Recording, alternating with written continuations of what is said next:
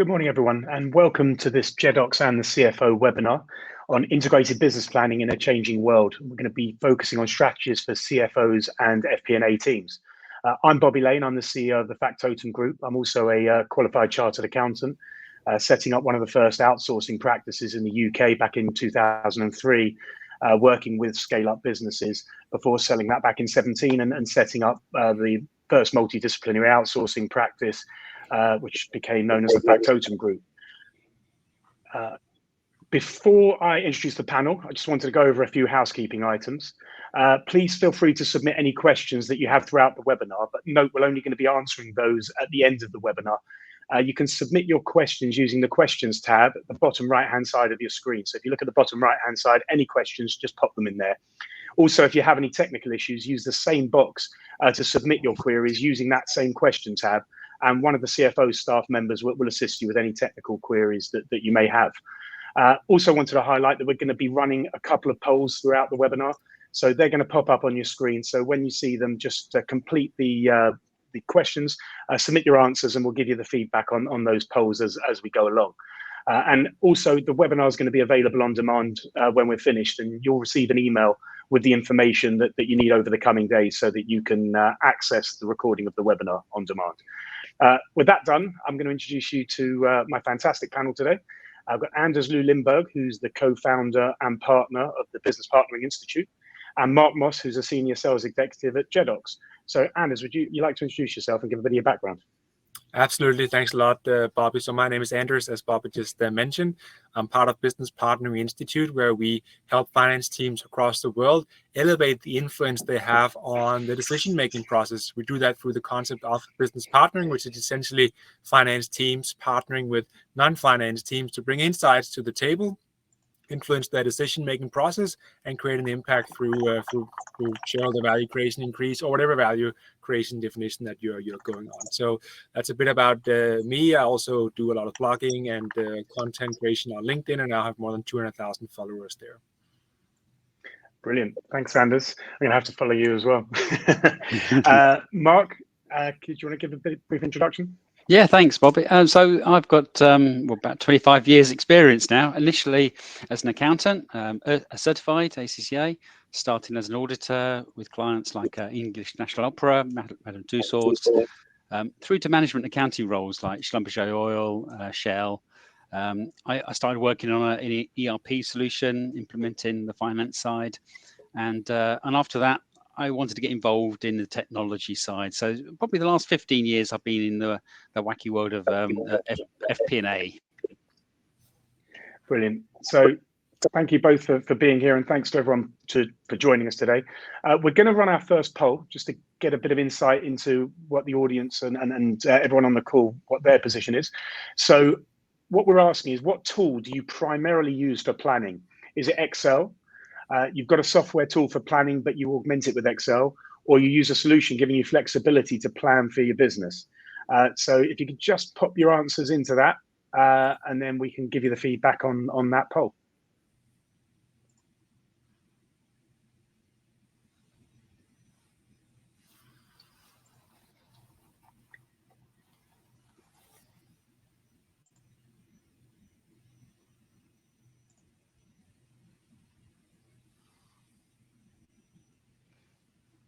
Just waiting for the results. Feel like Eurovision.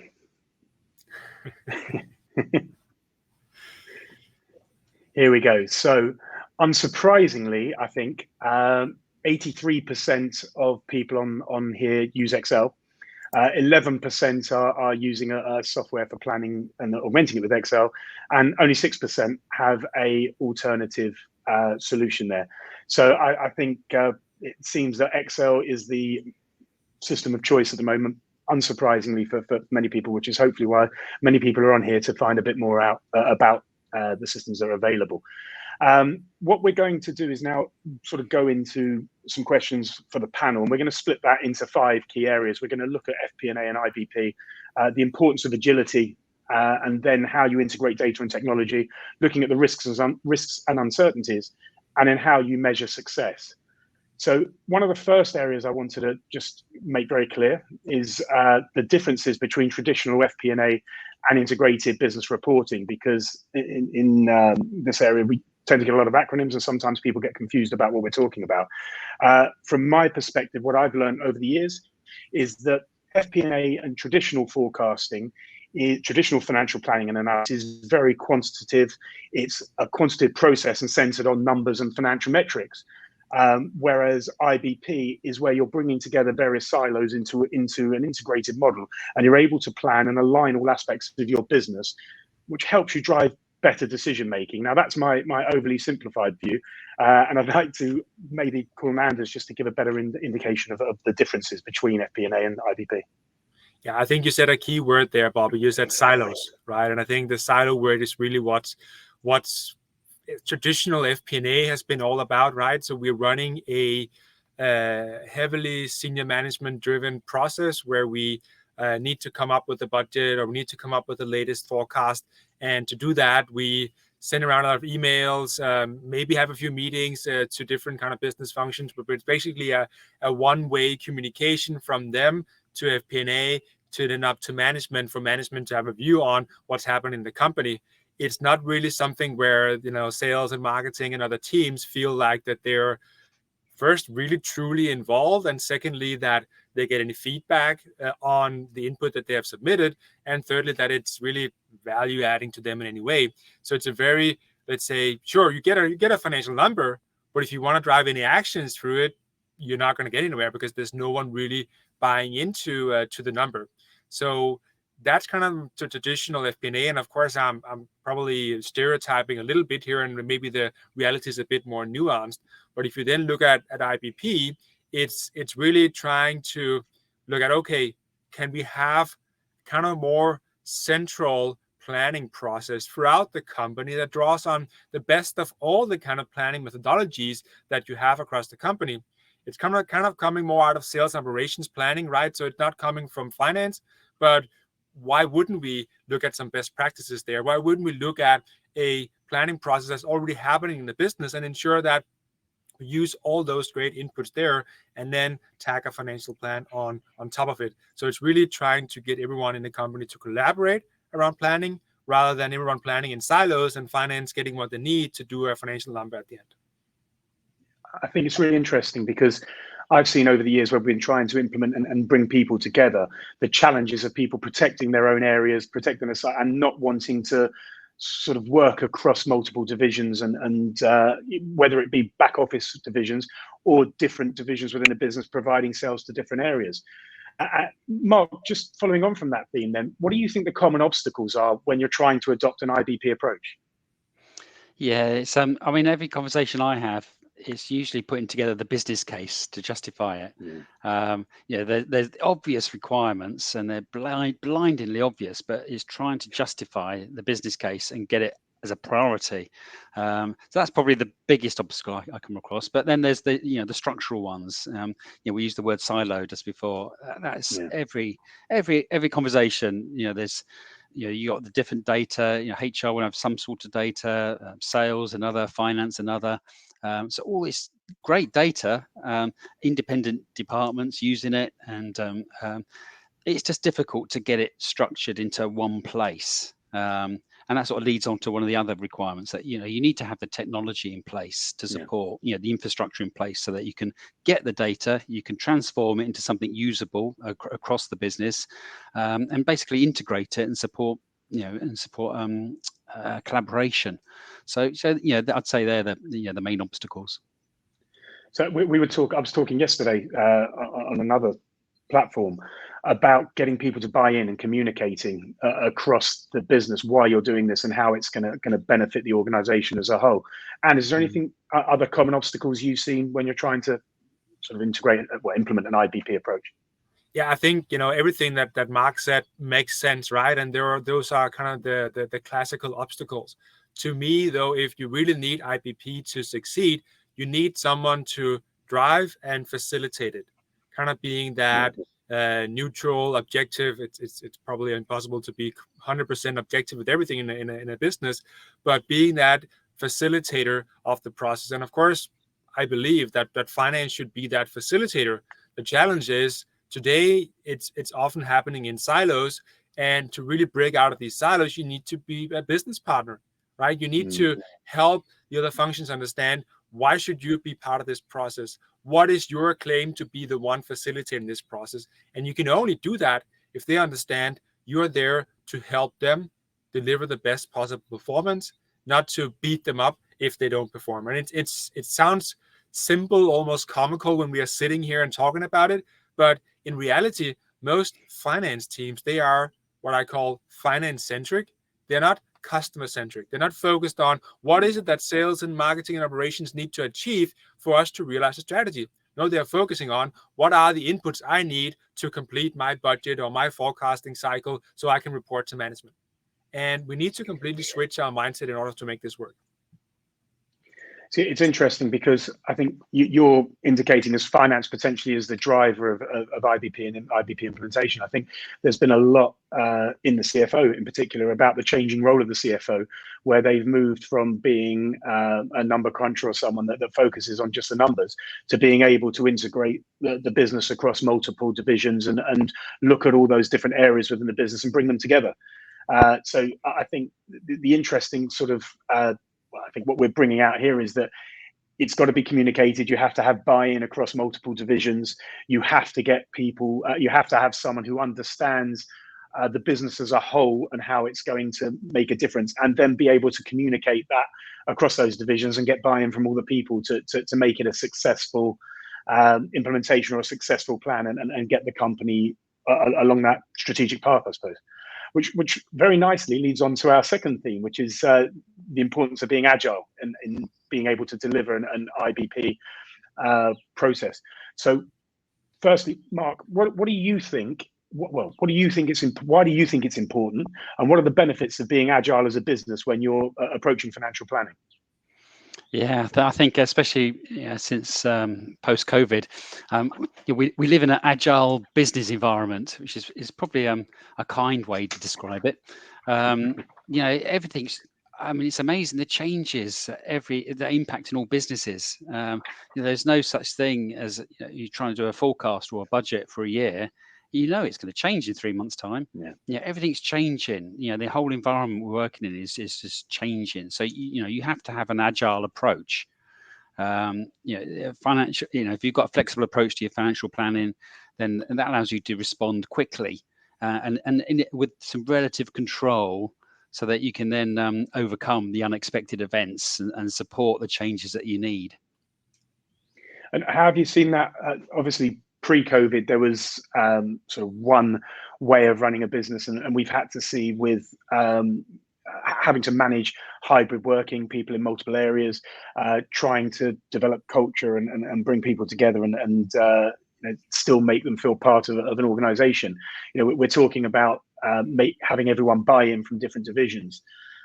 How do you think that's changed post-COVID? Anders, do you think that's changed, and how have we managed to approach that? I don't think it's changed, to be honest, Bobby. I think the need has always been there. COVID has just, like any other big world events, just accelerated the need for us to be agile, for us to work in different ways. And I think speaking of agility in the planning and forecasting process, I kind of like to turn it a bit around and say, it's not about having monthly performance views or doing your quarterly forecasting or even your annual budgets. It's really around looking at your strategy, the choices you've made there as a company, and what are the assumptions that would have to be true for your choices to be relevant, to be good choices. And if you can sort of document the assumptions behind those and track those assumptions, or perhaps drivers that leads to those assumptions in as close to real time as possible. Sometimes that might be a daily, sometimes weekly, sometimes monthly number. But if you can track that, you're always agile, because you're always in sync with what's important for us to succeed with as a company, and how is everything in the world around us developing? Is it supporting it?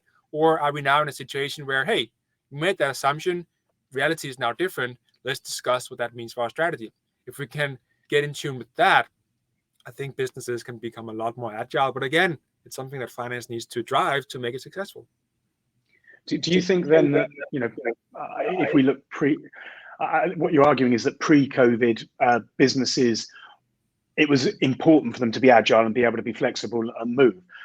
Do you think COVID has made that even more important, or it was always important? It's just that businesses have adapted and brought in new processes to be more agile.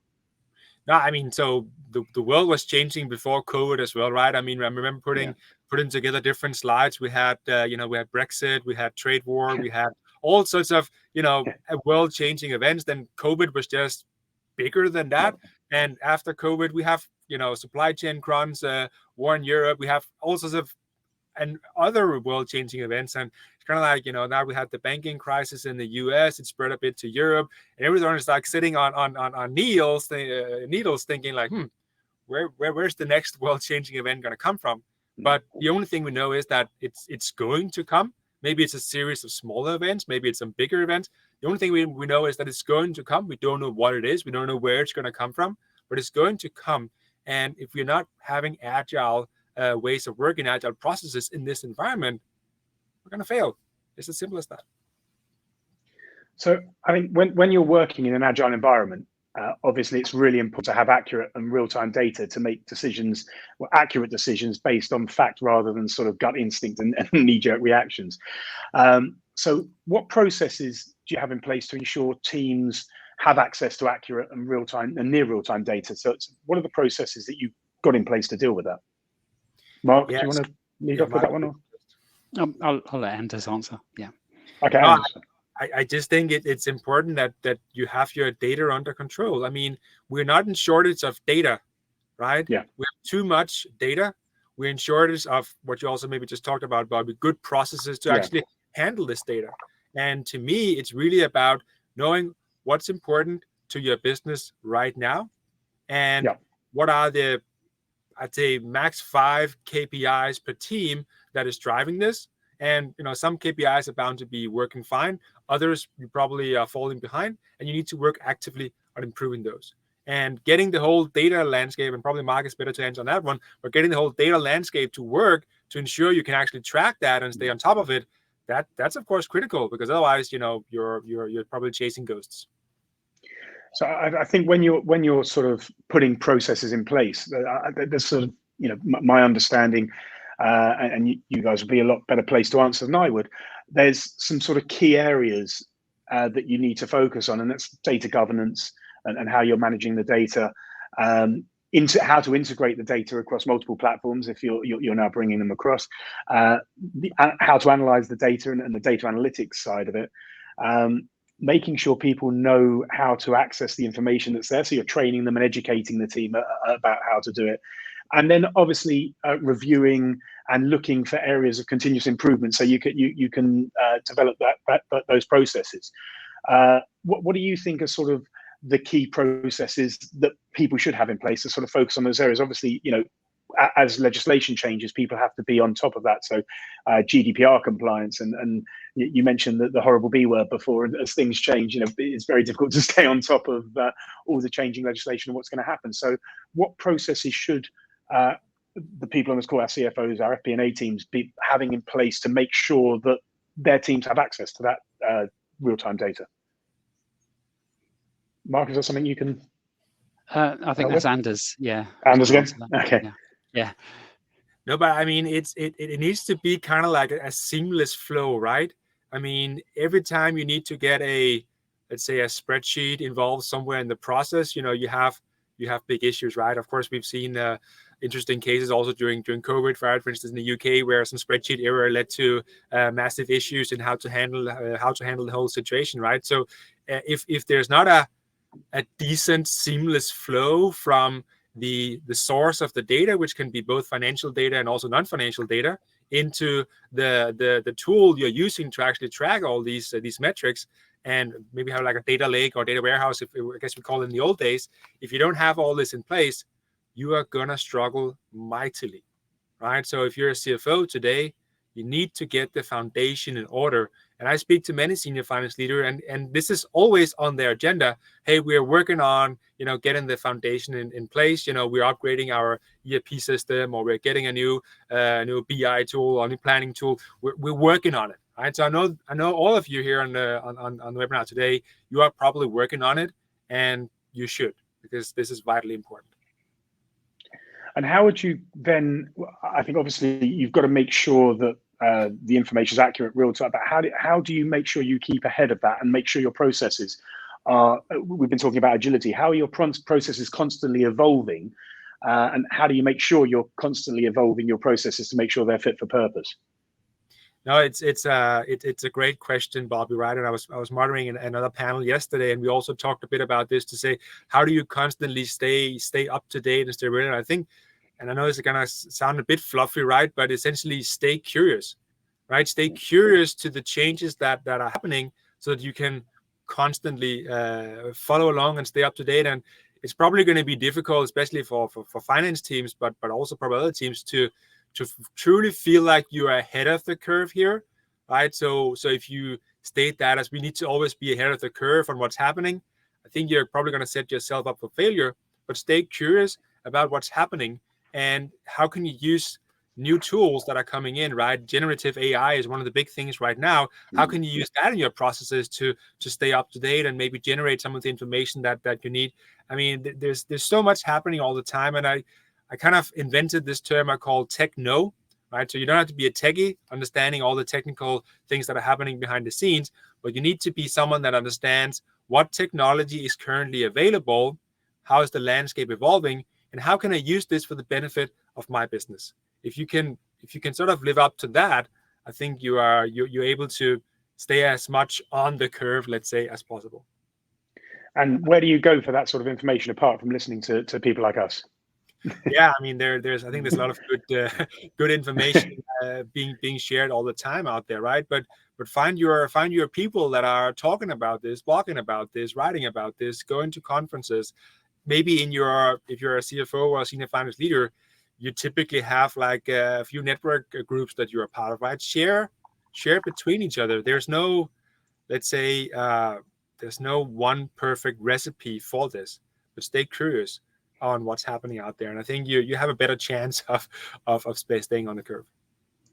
That's great. Thanks, Anders. I think I'd like to sort of move on to our next area, which is how we integrate data and technology. And I've faced quite a number of challenges in this area with some of my clients recently, where we've taken on one group in particular who had a group of companies. Two were on one platform, one were on another. You then had to try and integrate them all and put the IBP plan in place and get everyone to buy in. And everything we talked about in earlier on have been real challenges that we've faced. And I think it's interesting. It'd be interesting to hear, Mark, from your perspective, what the key challenges in your experience your clients have faced when you've been sort of integrating these multiple resources, and how did you manage to overcome that and get people to sort of buy in and do what they're meant to?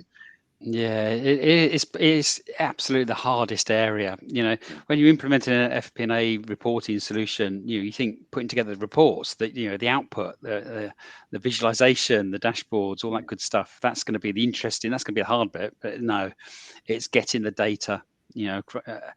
I mean, the amount of times I've been involved, and first of all, you need clean data, you need good data, good quality data. That usually instigates like a review of the general ledger, coding systems, all the way the general ledgers are built up over the years, and all the rubbish accounts and the different hierarchies and things that have to be cleaned. You've then got the technical integration. So you've got the different types of data. You might have an account code in one place, but it might have alphanumeric in another place. It's just it's a difficult area. There's no doubt about it. And then you've got the data volumes included, because you're accessing more data, so more volumes of data. The way you have to overcome it is, you need the infrastructure in place. You've got to have either the sort of data warehouse or a solution that has a database in itself. So that you can sort of automate things. You can improve, you can include machine learning so that you can make sure debits equal credits, all the obvious checks, set up tolerances and variances. So to overcome the sort of, the integration issues, you need to have the infrastructure in place to sit on top. And there's no shortcuts around it. You've got to go through the pain of making sure your data, in fact, it's a good housekeeping exercise. Let's go through all these different data sources, data silos, whatever we want to call them. Let's review the data. Let's get it into a clean format, and we can start to use it then. So, and apart from the data, what do you think are sort of other key challenges when you're trying to pull a project like this together? I mean, we talked earlier about finding a champion within the business who could deal with it. But also, we've seen recently a business where everyone is absolutely adamant that they need to have their own specific platform that does certain things, and it can't be integrated, and you can't put all the systems together. How would you overcome that sort of scenario, and how do you make it sort of make the teams buy into the fact that you can get one platform or one system that's going to solve all their problems? It's it's quite a complex question, but there's probably two sides. It's probably two sides to it, I would say. So one side is that you have to have, you use the word champion, you have to have a dedicated resource. These implementations, these projects, they can't be sort of side hustles, something to fit in around your current day job, because anyone in a finance department, they're maxed out typically, and they don't have any spare time. So you've got to have a dedicated resource. We've got to we're going to put some focus on this for a certain period, and this is what we're going to achieve, and that's the time scale, that's the timeline. And that's that helps with the implementation side. But regarding the output and getting people bought into the project, they've got to get value from it. So it's no use really just having the output as being a general, it's going to support, say, like group. At a local level, they've got to have a valuable input. If they're putting information in and they're putting time and effort into it, they've got to get valuable information out. So it's got to have that kind of flexibility that it supports what the group requirements are, but it supports what your job role requirements are, or your departmental requirements are. So that it's important that whether you're using it supports the personal requirement. I think one of the challenges we've faced working with our clients when we're trying to implement new systems and new processes is unrealistic time expectations. Which is a challenge internally, where the implementation team that understand integrating the data and the finance team that know how to put a system in know how long and the challenges and what the roadmap looks like, whereas some of the other teams where you're trying to bring them into this process might not have experience of that. And I believe one of the big challenges we faced internally is different expectations in terms of how long the process is going to take and how long it's going to be to be delivered. Do you find that in with clients and projects where you've got different people think it's going to happen in a week and people think it's going to take a year? And I always do the 80-20 conversation. Okay, let's get let's chunk it. How do you eat an elephant? All that good stuff. And it happens all the time. You're spending all this money on all this. I want to get all this, value out of it straight away.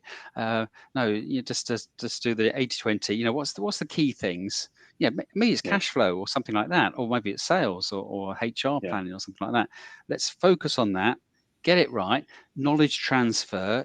Take all the knowledge you can from those consultants that you're paying for, so you can get it in house, and that's critical. You need that knowledge of how to use whatever systems you're using or process in house, and then when you start to do the roadmap of different projects, you build on that knowledge, and you build the solution. So eventually, over a period of time, you get exactly what you want, but not in one big bang.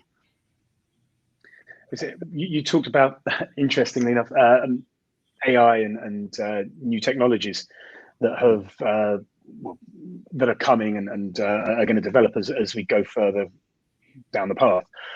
But how's any technology really helped you or finance teams analyze and interpret data more effectively using the new technology? How's that helping? Yeah, it's interesting because ChatGPT. Well, I mean, it's brand in my eyes, it's brand new. And I'm finding it really useful.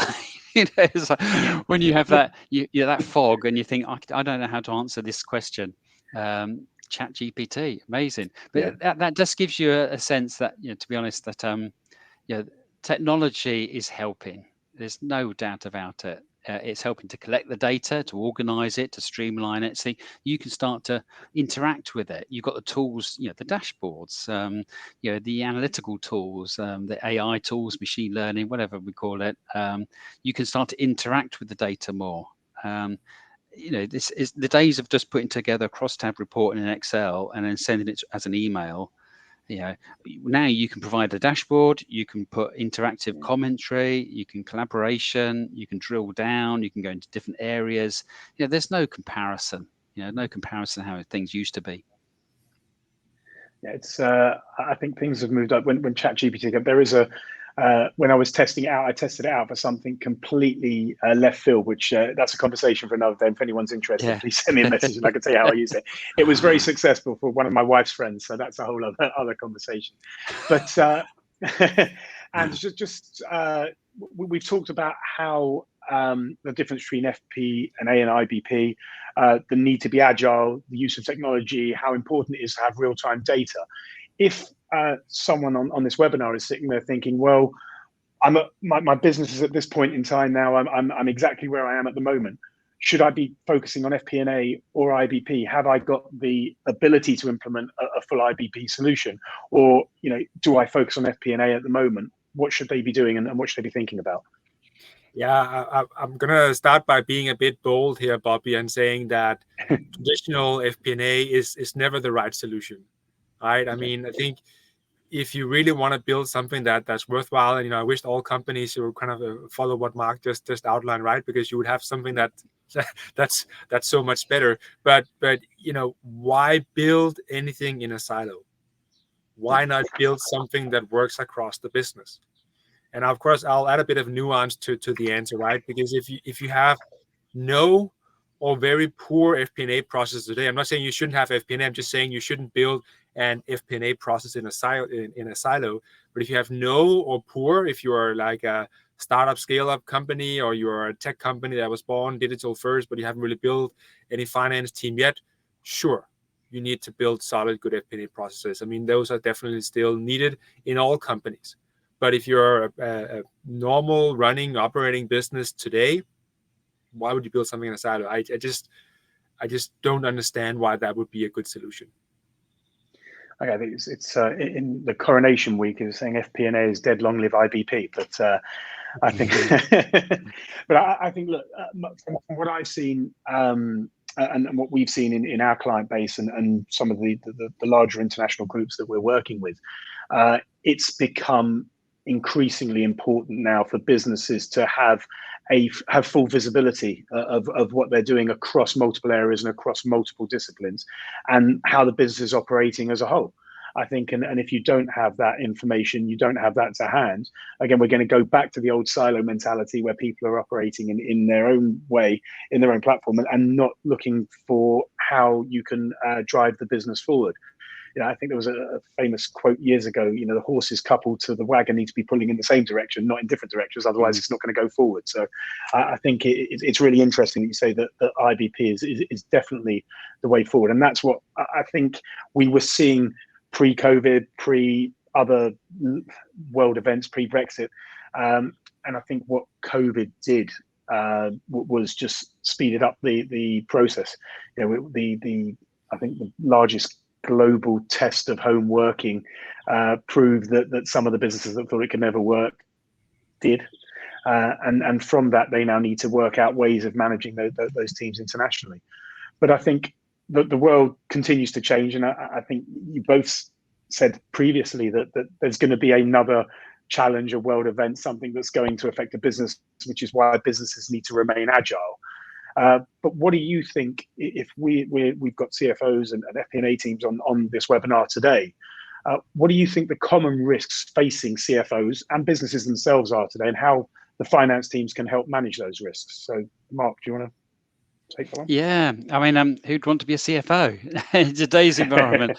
Yes, you've been battered from all sides. So, well, the obvious one, we talked about it before COVID, economic uncertainty. It's the volatility of the markets, inflation, currency exchange rates, I could go on, and they all impact, the traditional reports, the P&L, the cash flow, the information that you're trying to provide.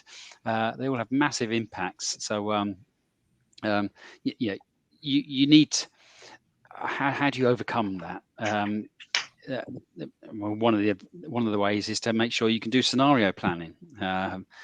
You can check. You can have drivers. What happens if the inflation goes up by X points? What's the impact on the business?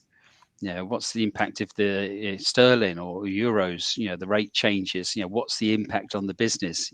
You need to be able to model these and do scenarios, and then at least you can have that sort of best case, worst case, and have some sort of, put some planning in place to combat, not overcome, but to combat the economic uncertainty.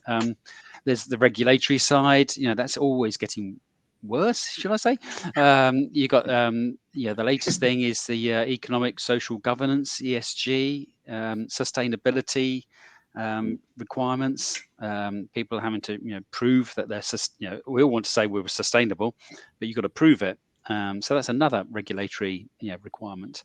Cybersecurity, and that's huge. How do you overcome that? Same as regulatory compliance, really. You just got to have some robust measures. You got to have all your firewalls in place, the obvious things, but you got to have controls. Everything's got to be more controlled and have proper processes in place, more audit trails, more auditability. The last thing I'll say, I mean, I could go on, but the last thing probably, getting talent, talent management, getting the right people. I think everyone's struggling to get the right people in the right roles. There's no easy, there's no easy answer to that. I mean, in the industry I'm in, there's so much. Everyone's trying to pinch everyone else, and the obvious way is to offer more money, but that's not really sustainable. To overcome the sort of talent management, once you've got people and you've got them in place and they've got that pedigree, that experience, you want to retain them, and you do that through, proper career paths and training, proper training. I think it's really interesting. We were talking. I was talking yesterday about how you can attract, retain, and build your team, and it really does drive the IBP agenda, because what we were talking about yesterday was that the personal brand of the people working within the business, the employer brand, and the company brand all have to be aligned to be able to attract people and make them want to join a business. So that fight for talent and the war for talent is a bigger risk than ever before. And you touched on something I think that's really interesting. We do a lot of B Corp certifications for clients and help companies. We do a lot of ESG and sustainability reporting. And what we've identified is that if you're a business now, two of the risks that we're finding we're seeing at the moment is around staff and also clients, future clients. When you're tendering in the future, I think 10% to 15% of tenders currently are around your sustainability credentials. That's going to increase to around 30%. And also business, and also when you're tendering for business, you have to show your resilience and your continuity plans. So 40-50% of future tenders are going to be around sustainability and business resilience and continuity. So unless you can evidence that, you're going to struggle to win business in the future. And your competitors, if they're doing that, will basically be further along the curve. And also it's going to be harder to attract the next generation of employees, because they want to know the sustainability credentials of the business and how it does better for the world in the marketplace. So I think as we move further down this path, what you were mentioning about ESG reporting, sustainability reporting, risks, resilience, and business is going to become increasingly important. And IBP puts a very nice wrapper around being able to pull everything together, which then ties in with your employer, corporate, and personal branding that goes out into the marketplace. So I think unless you can report across the business and across all the disciplines within the business, it's going to make it much harder to be a successful business in the future, no matter whether you're a small startup or a large global multinational. Anders, I don't know if there's any other risks you're seeing and how the finance teams can help manage those. I think there are two parts to it, right? So I think it's 2 years ago I published a series of blogs that mentioned exactly the things that Mark just pointed to, right? ESG, cyber, and talent, and then of course the economic uncertainty. There's always going to be an economic uncertainty, right? So these are the knowns, if you can say, right? These are the known risks, and of course they are developing in their own pace and path and so on. So what are the other risks? Well, there are the unknown risks. And of course, today you won't know. That's why they're unknown. But you still have to plan for the, let's say, the known unknowns. Right? You can't plan for the unknown unknowns. Different story. But you can plan for the known unknowns by doing some of the things that we discussed. Right. So having your foundation in order, being agile and flexible, and really as a finance team, be able to catch things as they come, right?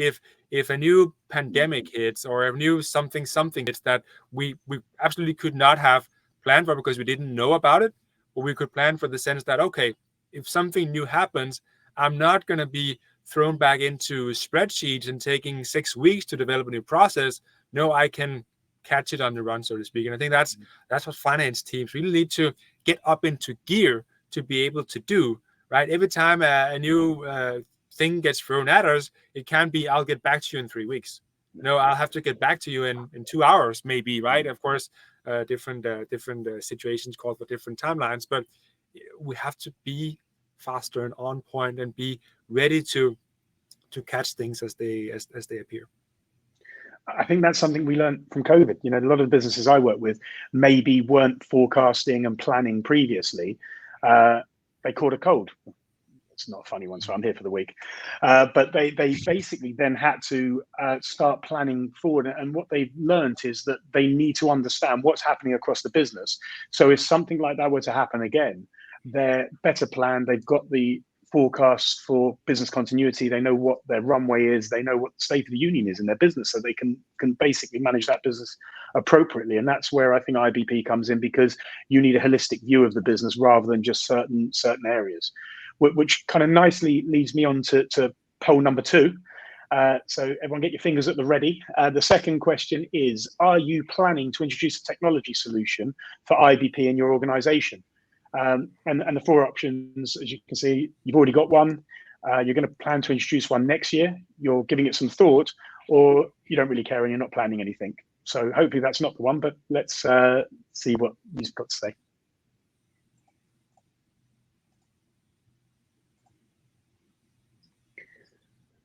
Just wait a few seconds for the results to come through.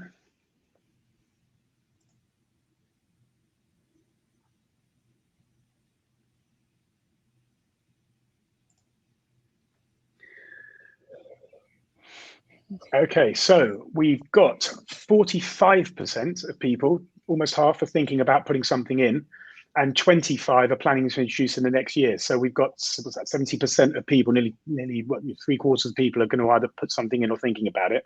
Hopefully we've done our job and explain why you need it. 15% already have one, and 15% are not planning anything. But I think it's interesting that people are now thinking about what they've got to do to really effectively run the business now and into the future. The last one, which is always probably the most important one, I think, is how do you measure the success of any strategy that you're implementing? And I think the question to both of you, well, I think Anders really probably is the person can help with this one. How can CFOs and FP&A teams measure the impact of IBP on the financial performance? And what are the KPIs they should be looking at? And what KPIs should organizations track to make sure that what they've implemented was worthwhile and it's effective? I think for any finance team looking to understand the effectiveness of anything they're driving with the business, right, which is what we want to do with IBP, I'd be looking at 3 things.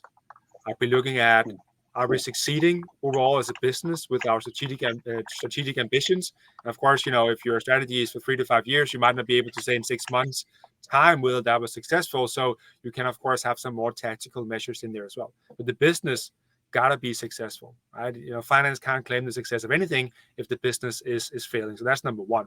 I think number 2 is getting feedback from the other functions.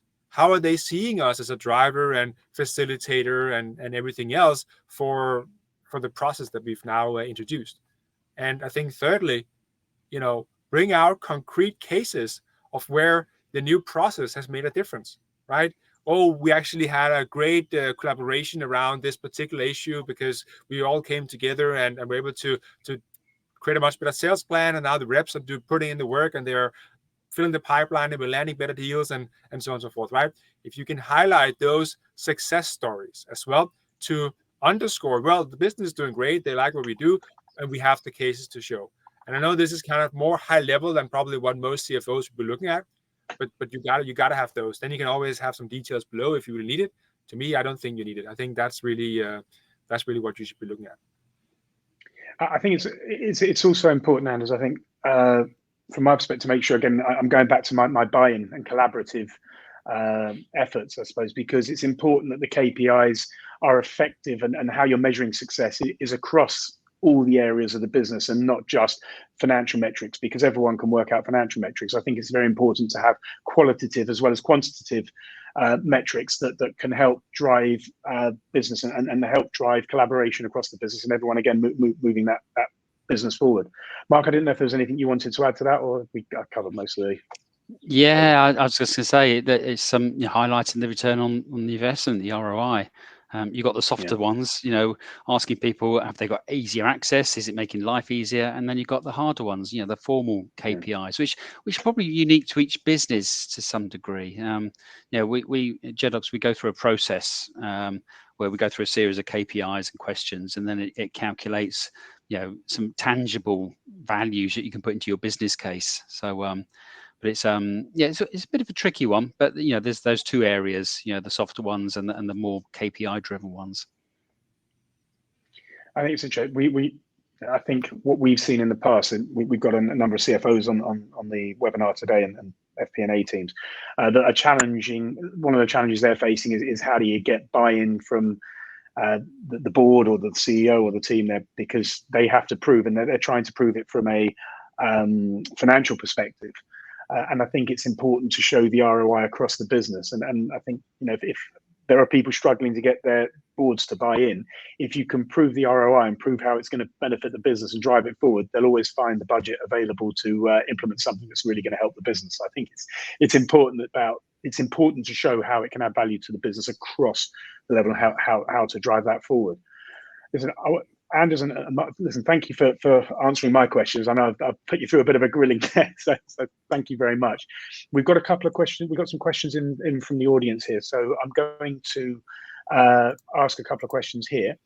The first one that's come through is how often would you recommend running a scenario planning exercise given the current economic uncertainties? So if we're going to do some scenario planning, stress testing, looking at what if scenarios, how often should you be reviewing that on a I suppose just reviewing, I suppose.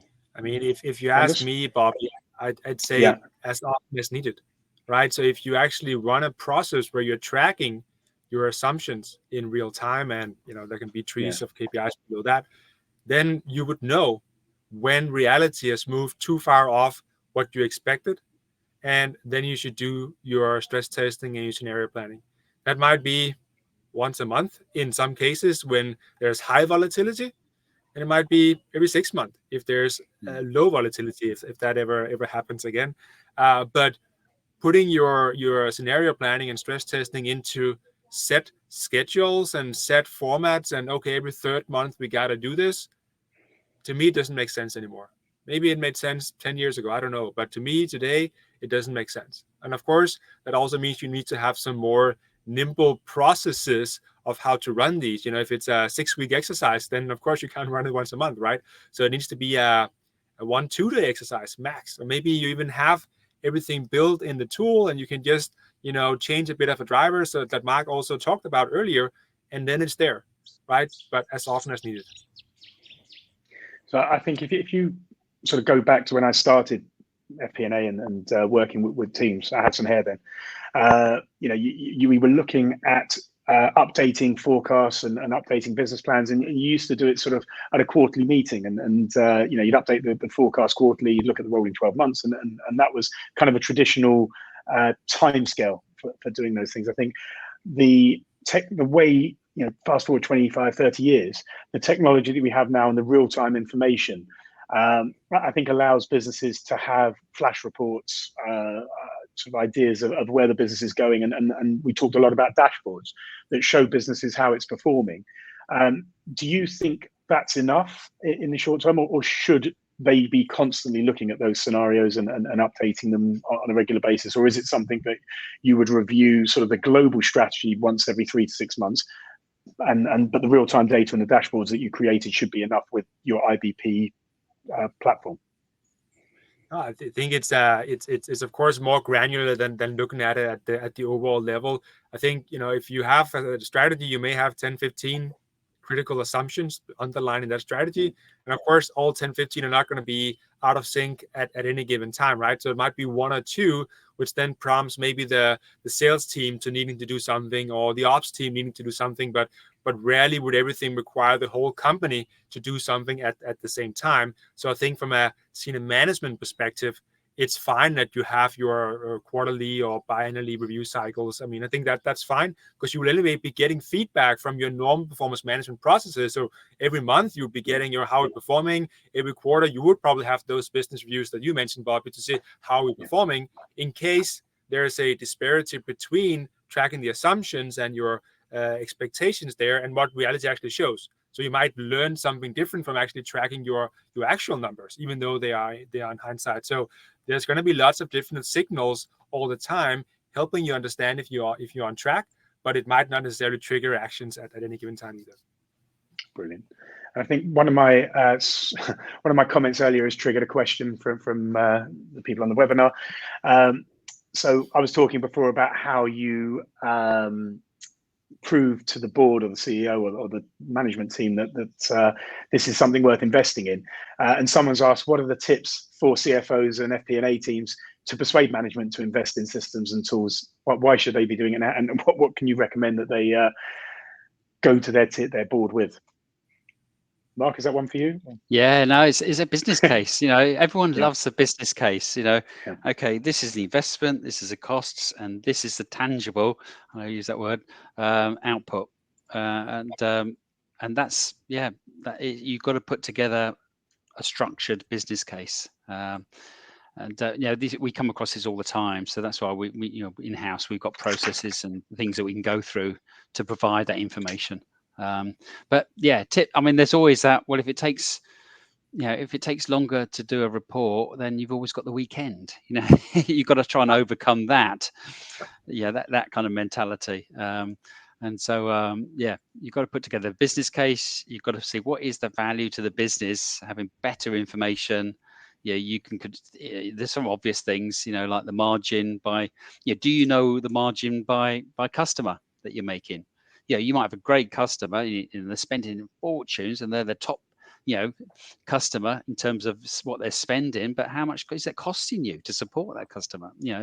Have you got access to that sort of granularity of information? So, it all goes towards putting together that business case. Perfect. And is there anything you wanted to add to that? It's just about. No, I think it's always going to be hard, right? But if you can actually, prove some of the KPIs that I mentioned earlier about business success and satisfaction with the process, and actually tangible success stories from it, I think that's good. Of course, that's kind of after the fact, right? But you got to state a commitment up front to say, hey, because we do this, we're going to deliver on this plan, and we're going to be ahead, or at least on plan. We're going to ensure that today the satisfaction rating with the process is -10, and it's going to be +30 in the future. You gotta lean out. I think that's key there. And finance, of course, is not prone to leaning out. We got to become better at that, because if we don't, then the investments will go elsewhere. See, I think it's really interesting, because if you go back about 5-6 years in the accounting profession, when cloud-based platforms were coming in, a lot of accounting professionals went running through the street screaming that our life's over because everything's going to be taken over and we're going to lose all of our clients because everything's going to be automated, like a scene from Airplane. I'm old enough to remember that film, but I think everyone was panicking. What we're looking at now is technology, I think, and the systems we're able to put in and IBP platforms become an enabler. And what that does, and I think if you're going to your board or your team, if you can show that this technology can automate a lot of the key processes, and a lot of the processes that were manual tasks historically, and putting together lots of different information, integrating lots of systems, what that will enable you to do is free up the time of your team and your business team to basically add more value in those areas. So actually, it becomes more valuable, and the people then within those divisions become translators of the information. So actually, it becomes more efficient, and what you're getting from your team internally is a much sort of higher level of service and a better. If you look at your internal teams as servicing the business, they're providing more support, more data analytics, more real-time information for the business to make decisions. So I think putting a platform in becomes an enabler to automate those processes and sort of scale up the value that the internal teams are doing, and that can become far more efficient. So as businesses grow, they might not need to take on 5, 10, 15 new people, because the technology can replace the need to bring in processing people. So I think that's a really key area when you're going to the teams and the management team about how valuable these kinds of platforms and this kind of process can be. We've got another. Just adding to say that also requires you leaning out, right? I mean, you still have to say, if we do this, we can automate this process, which means we can scale the company without adding more, right? Because oftentimes they always come with the inbuilt efficiencies, but if you're not, let's say, letting go of people, then you don't get the efficiencies unless you grow. So you kind of still need to lean out and ensure how you're actually gonna reap these benefits in the end, so it doesn't just become some numbers on paper. Listen, thank you everyone for all your questions. We've got time for one more, I think, just to squeeze in. We've been asked to expand on qualitative KPIs and data. So how would you deal with qualitative inputs and using them as metrics within your IBP platform, and how to use them to not be biased when interpreting them? So I think, when we look at data, and we are finance people, right? So finance people like to have the hardcore financial data that is validated and everything else. But in today's world, I mean, with all the uncertainty, we need to become more comfortable with qualitative data. That could be surveys, it could be one-on-one interviews, and it's impossible to not be biased, right? So of course, having a conversation around, okay, the biases involved in looking at this data, that's one thing. But I think, for instance, if you're doing interviews, make sure you do enough interviews so that you have different kind of perspectives on the issue from different kind of people around the company. Let's say you're gathering feedback on how the IBP process is working.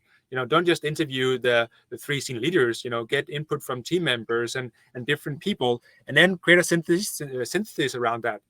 Okay, so we've heard lots of different things, but we see some key trends, and then make sure that the outliers are also visible to say, hey, we also had some things brought up that maybe only one person mentioned, but it could be that is relevant as well, so that you are transparent around the data that you collect and don't just cherry pick different statements that fits your narrative. I think that's key. Mark, is there anything you want to add on qualitative inputs and getting them into the system? No, it's always like Anders said, it's very difficult because it's an opinion. It's so how do you collect opinions? You need a broad brush. Let's get everybody's input. And then some way of like a survey or some way of capturing the sentiments, whether it's rather than using you could use graphs, charts, colors, as opposed to numerical numbers. But there's ways around it, but it does need a bit of thought.